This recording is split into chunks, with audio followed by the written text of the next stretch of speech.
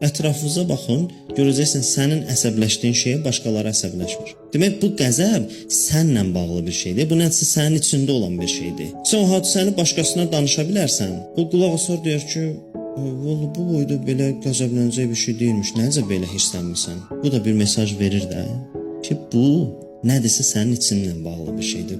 Nəsə var, o səni bu qədər əsəbləşdirib. Hadisə o boyda deyil əslində. Ya nəyəsə sevindim, bu sevinç hardan gəldi? Mənim sevindiyim şeylərə başqaları sevinməyə bilir. Həyat da hər gün sizə fürsətlər verir. Özünüzü tanımağınız üçün fürsətlər verir sizə.